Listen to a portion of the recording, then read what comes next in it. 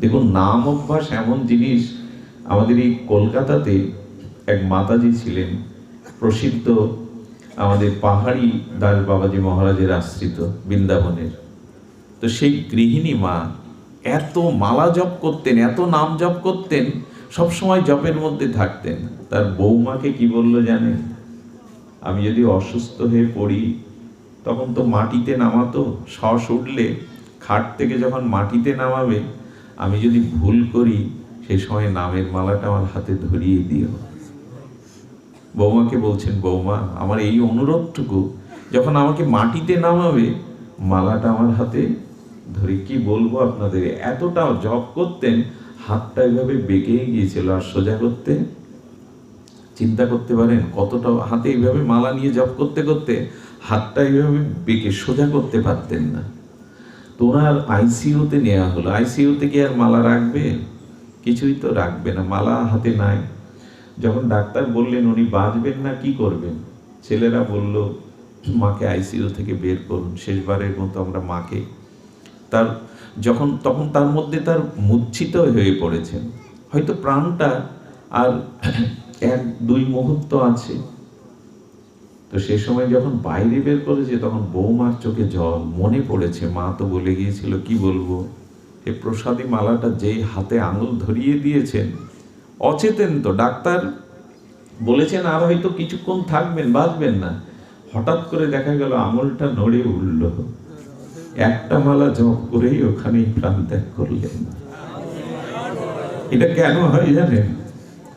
ভগবান বলেছেন, যারা আমার নাম অভ্যাস করে, সর্বদা নামের মধ্যে থাকে, মৃত্যুর সময় যদি তার দেহে কোনো সাড়াও না থাকে, আমি তার হয়ে তার নামটা করে নেই। সারা জীবন তো সে আমাকে ডেকেছে, আমি তার হয়ে নামটা করে নেই। অনেক সময় সারা জীবন নাম করেছে, কিন্তু মৃত্যুর সময় হয়তো দেহে অসাড় হয়ে গেছে, বাকশক্তি রুদ্ধ হয়ে গেছে।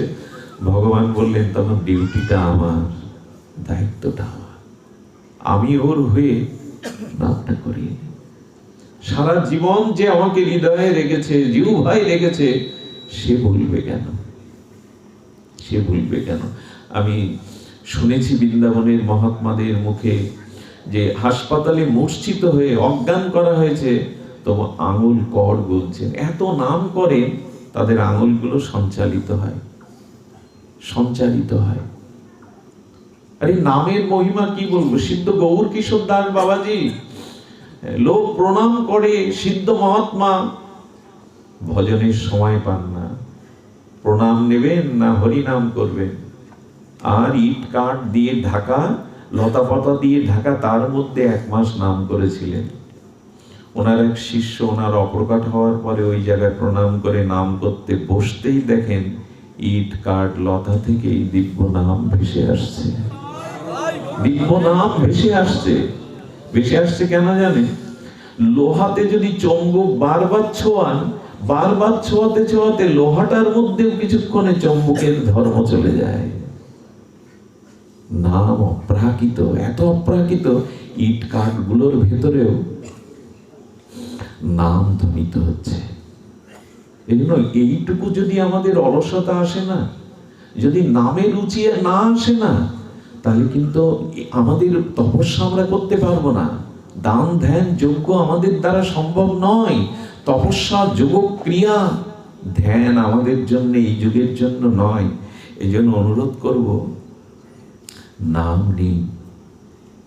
সেই শবরী মাকেও বলেছিল মাতণ্ড ঋষি, মা জঙ্গলে বসে বসে কুটির করে জয় রাম, জয় সিয়ারাম, জয় সিয়ারাম, এই নাম জপ কর, একদিন নামই তোর দুয়ারে আসবে।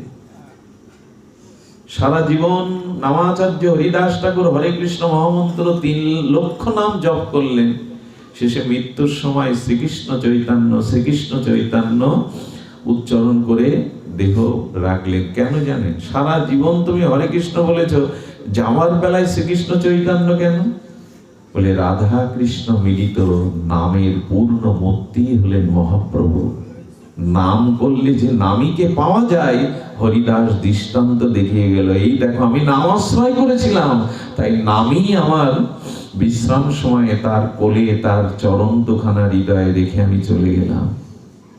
নাম করলে নামীকে মিলিয়ে দেয়, নামের মধ্যেই তো নামী। এই যে শেষের দিনে নামীকে নামিয়ে আনে। নাম শব্দের অর্থই হলো নাম নামায়তি ইতি।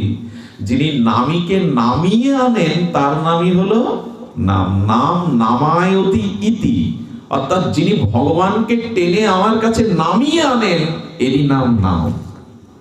এই কথাটা তো সত্য। এখন যদি আমি বলি কার্তিক বাবা এদিকে আসুন, আপনি আসবেন? নামই তো ডেকে আনে। উনি আসবেন কখন? যখন ওনার নাম ধরে ডাকা হচ্ছে। তো জগতেরও তো এই নিয়ম, নাম ধরে ডাকলেই সে কাছে আসে। ভগবানের নাম নিলেই নামই নেমে আসে তার কাছে। নাম নামায়তি ইতি, সেই নামটা নেওয়া অভ্যাস করুন। আমাদের দ্বারা অন্য কিছু সম্ভব না। নাম আশ্রয়, নাম আশ্রয়। এই জন্য আমাদের মাঝে সফল আরো একটা মজার জিনিস দেখুন, নাম যদি নিত্য নিরন্তর অভ্যাসে রাখতে পারেন, নিত্য নিরন্তর মহাপ্রভুর এই যে উপদেশ খাইতে শুইতে উঠিতে বসিতে নাম যথাযথা নিতে পারেন। নামের একটা ধর্ম কি জানেন?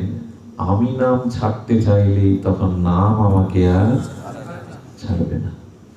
দেখুন, কারো ভোরে ওঠা যদি অভ্যাস থাকে, রাত ব্রাহ্ম মুহূর্তে, রাত 4 ঘটিকায়, ভোর 4 ঘটিকায়, তো একদিন যদি রাত 3টে পর্যন্ত কোনো কারণে রাত জাগেন, ওই সময় 4টেই আপনার ঘুম ভাঙবে। না উঠতে পারলেও ঘুমটা কে ভাঙায়? ওই সময় ঘুমটা অভ্যাস। এই জন্য নিত্য নিরন্তর নাম অভ্যাস করুন। এক সময় আপনি নাম না নিতে পারলেও, আপনি নাম ছেড়ে দিতে চাইলেও, এই বিখ্যাত এই কথাটি ঠাকুর হরিদাস জগৎকে শুনিয়েছিল, কাজী আমি নাম ছাড়তে চাই, নাম আমাকে ছাড়ে না। ভগবানের স্বভাব কেমন জানেন? পুতনা যখন কৃষ্ণকে ছলনা করে কালকূট বিষ পান করার জন্য কোলে তুলে নিয়েছেন, এক পলক একটু স্নেহ দৃষ্টিতে গোবিন্দের মুখ দেখে পুতনা রাক্ষসীরও মনে এলো, সত্যিই যদি তোকে মা রূপে কোলে নিতে পারতাম, এসেছে তো রাক্ষসী রূপে, তোকে বিষ পান করাতে, সত্যই যদি তোকে পুত্র রূপে কোলে, এইটুকু কেবল এক ঝলকে একটু প্রীতি গোবিন্দকে দিয়েছিল। কিন্তু গোবিন্দ যখন তার প্রাণ টেনে নিচ্ছে, বিশেষ সাথে তার প্রাণটা টেনে নিচ্ছে, প্রাণ কেউ দিতে চায়? প্রাণ সহজে কেউ দিতে চায়? তখন পুতনা কৃষ্ণকে ছুঁড়ে ফেলতে যাচ্ছে, ছাড় ছাড় ছাড়, প্রাণ নিয়ে নিচ্ছে। গোবিন্দ তখন এসে বললেন, আমার একটা স্বভাব আছে, কেউ যদি একবার আমাকে ধরে তবে সে ছাড়তে চাইলেও আমি আর তাকে ছাড়ি না। আমার একটা স্বভাব আছে, যে একবার আমাকে ধরে সে আমাকে ছাড়তে চাইলে আমি আর তাকে। কি অপূর্ব ভগবানের কৃপা! একবার আমাকে যেন তেন ভাবে ধরো, তারপরে তুমি ছাড়তে চাইলেও আর আমি তাকে ছাড়ি না। এটা তার করুণা, কৃপা। একবার নামটাকে আশ্রয় করুন, দেখবেন আপনি নাম ছাড়তেই, এই যে হরি কথাকে আশ্রয় করেছেন না, পারবেন না। যেখানে হরি কথা দেখবেন, বুকে যন্ত্রণা হবে না যেতে পারলে, ব্যথা অনুভব হবে। একবার যারা হরি কথা হরি নামকে জড়িয়ে ধরেছে আর সে ছাড়তে পারবে না। আরো কথা কি জানেন? যারা নিয়মিত আপনারা আসেন দূর দূরান্ত রাত জেগে, শুধু এই জন্মে আসছেন না, আপনাদের আশাটা অনেক জন্ম ধরে অভ্যাস, এই জন্য আসছেন। এক জন্মের স্বীকৃতিতে হরি কথাতে রুচি হয় না, অনেক জন্ম ধরে যাদের অভ্যাস তারাই কেবল আসে, হঠাৎ সেইগুলো হয় না। গোপীরা বলেছিলেন, ভুরিদা জনা, যারা তোমার কথা মাধব বলে তারা এক জন্ম ধরে বলছে না, তারা বহু জন্ম ধরে তোমার নাম রূপ লীলা প্রচার করছে, এক জন্মে এটি হয় না। আর যারা তোমার কথা শ্রবণ করছে ভালোবেসে, তারাও বহু জন্ম ধরে শুনছেন, এবং এই জন্মে যে অভ্যাসটা করে যাচ্ছেন না, আগামীতেও যদি জগতে আসতে হয় তবে জানবেন এই হরি কথা আর হরি নামের নেশা আপনাকে ছাড়বে না। টেনে আপনাদের কোথায় নদী আর কোথায় সাগর বলুন তো? কত আঁকা বাঁকা না নদী! আচ্ছা, আঁকা বাঁকা নদী দেখে একবারও মনে হয় না এই জল কোথায় যাচ্ছে, কত আঁকা বাঁকা। কিন্তু নদী জানে আঁকা বাঁকা যতই থাক, পথ যতই বক্র হোক, আমি সাগরে যাবই। তেমন আবার যদি কোনো জন্মে যেখানেই জন্ম নেন, এ জন্মের হরিনাম হরিকথা আগামী জন্মেও আপনাকে নদীর মতো সাগরে নিয়ে যাবে, এই হরিকথায় নিয়ে যাবে, ওখানে আপনাকে আবার নিয়ে যাবে। এই যে আসছেন বারবার, এটাও গত জন্মের এই অভ্যাস ছিল। নদী যতই আঁকা বাঁকা থাক, সাগরে সে যাবেই, সাগরে তাকে যেতেই হবে। সাগরে না মিশলে তার পূর্ণতা নাই, তার প্রাপ্তি নাই। তেমন এই হরি কথাকে যারা একবার বহু মানন করে শ্রদ্ধা ভরে হরি নামকে গ্রহণ করেছেন, নাম আপনাদের নিয়ে যাবেই সেখানে, নাম আপনাদের নিয়ে যাবেই। সবশেষে বলি, সংসারের চিন্তা কামনা বাসনা নিয়ে খুব বেশি মজে থাকলে আমরা মূল কাজটা করতে পারবো না। কৃষ্ণ ভজনের জন্য দেহটা পেয়েছিলাম, ভগবান ভজনের মুখ্য সময় এটি। সবশেষে একটি প্রহ্লাদ মহারাজের এই লীলাটি আপনাদের অনেকেই জ্ঞাত আছেন। প্রহ্লাদ মহারাজ তখন মহারাজ। প্রহ্লাদ মহারাজ তিনি রথে করে চলেছেন, বনাঞ্চলের মধ্যে দিয়ে যেতে যেতে দেখছেন একজন এক বৃক্ষের তলে শায়িত। তার মুখের প্রসন্নতা, উজ্জ্বল দীপ্তি দেখে মনে হচ্ছে আমি রাজা, কিন্তু আমার মুখমণ্ডলেতে এত প্রসন্নতা, এত আনন্দের প্রকাশ নেই, দিব্য প্রকাশ। কে উনি? গিয়ে দেখছেন একটু মোটা সোটা, দেহটা যেন চিন্ময় দেহ। প্রহ্লাদ মহারাজ মনে করলেন ইনি সাধারণ না, প্রণাম করলেন। প্রহ্লাদ মহারাজ রথ থেকে নেমে প্রণাম করে বললেন, হে মহাত্মা, যদি আমাকে যোগ্য মনে করেন, আমার প্রতি যদি আপনার কৃপা দৃষ্টি থাকে, আমার দুটো প্রশ্ন আসে। উনি প্রশ্ন করছেন, কে আপনি? বললেন, আমি প্রহ্লাদ। প্রহ্লাদ মহারাজ, কি প্রশ্ন আপনার? বলে, আপনার পরিচয়? বলে, আমি দত্তাত্রেয় ভগবান।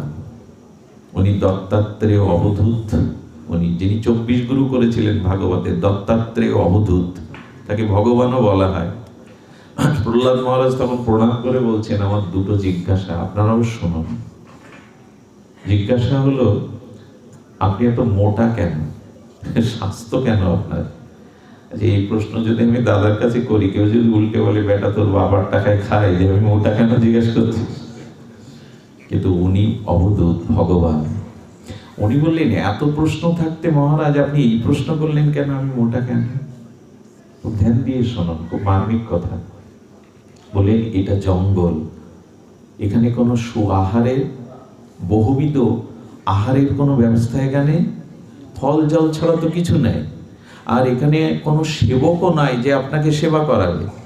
এখানে তো ওঝা দিয়ে কোনো ব্যবস্থা নেই। কিন্তু সুস্বাস্থ্যের অধিকারী হতে গেলে, দেহে চেকনাই দেখা দিতে গেলে, মোটা সোটা হতে গেলে তো আহার করা লাগবে, সেবক লাগবে, যত্ন আদর লাগবে, বহুবিধ খাদ্য লাগবে। এখানে তো কিছুই নেই, সেবকও নেই, খাদ্যও নেই। আর দ্বিতীয় প্রশ্ন হলো, আপনি জঙ্গলে শুয়ে রয়েছেন, হ্যাঁ, লজ্জা নিবারণের সামান্য একটু বস্ত্রখণ্ড, আপনার মুখে যে প্রসন্নতা, আপনার মুখে যে দীপ্ত আনন্দ, এটা মহারাজ হয়ে আমার নেই কেন?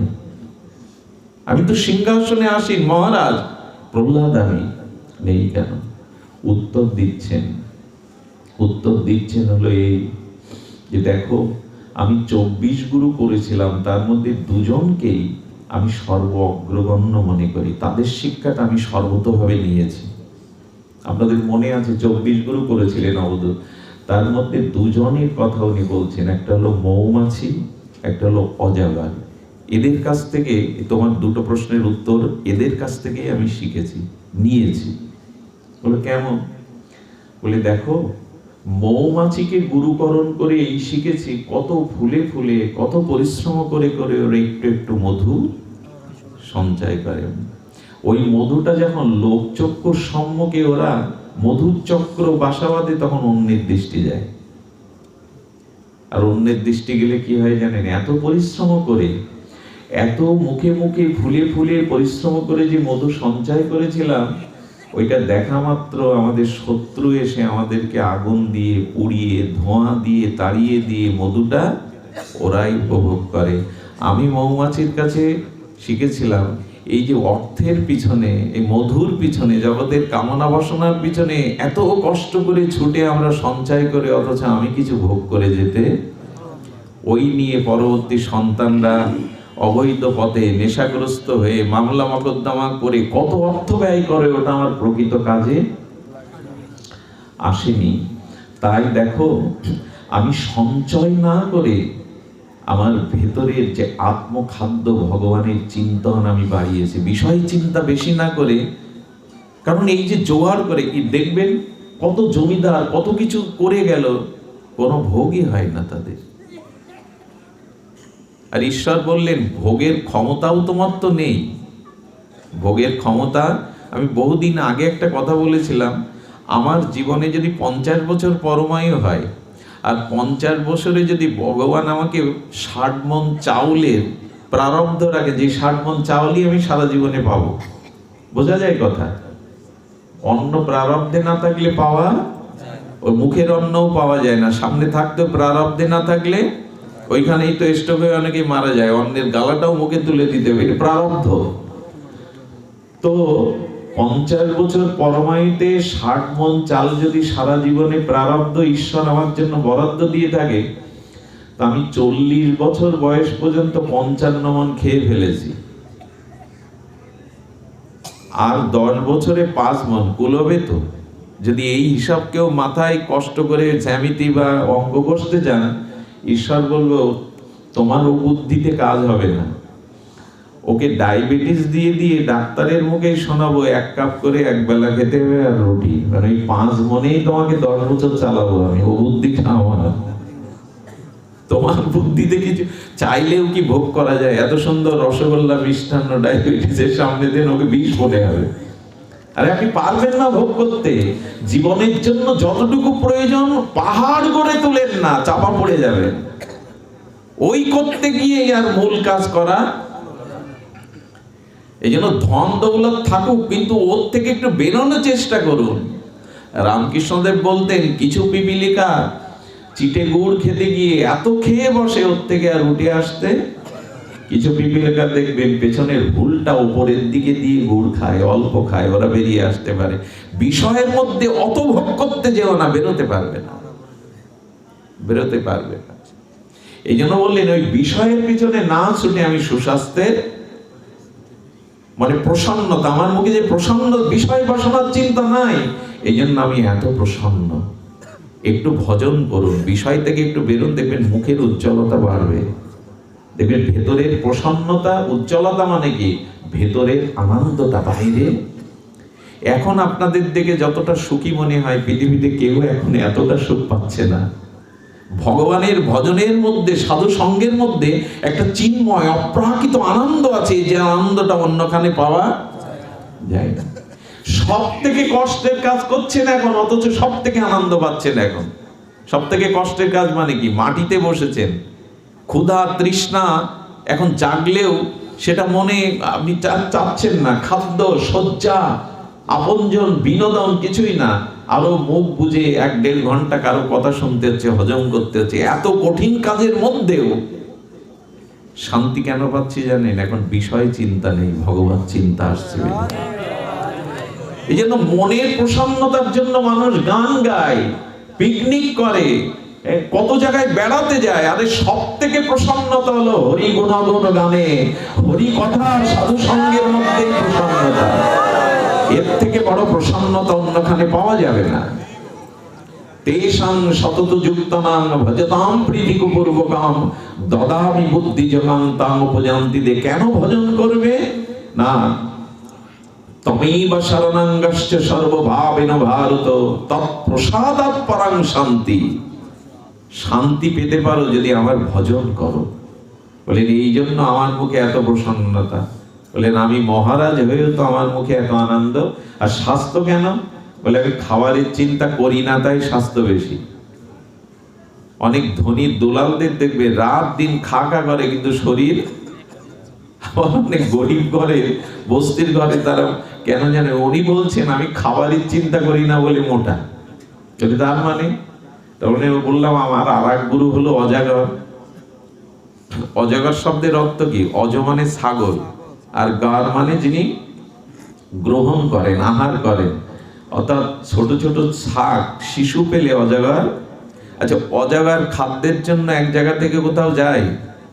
এ কথা আপনাদের জানা আছে? অজগর কিন্তু আহারের সন্ধানে কোথাও এক জায়গায় পড়ে থাকে। তবে অত বড় দেহ হয় কি করে? উত্তর দিচ্ছেন দত্তাত্রেয় ভগবান, আমি আহারের চিন্তাটার ভার তার উপরে ছেড়ে দিয়েছি।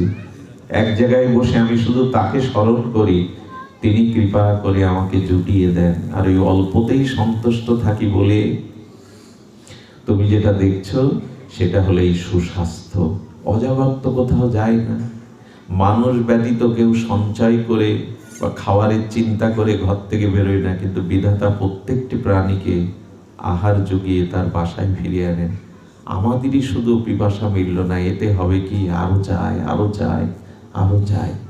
এই জন্য বললেন, আমি এর মানে কিন্তু আপনাদের সব ছেড়ে দিতে বলছি না আমি, কিন্তু আহারের ভারটা শুধুমাত্র সারাটা দিন যদি ওই অর্থবিত্ত রোজগারের কাছে যায় আর সারা রাত যদি ভোগে আর ঘুমে যায়, তো উদ্ধার কবে হবে?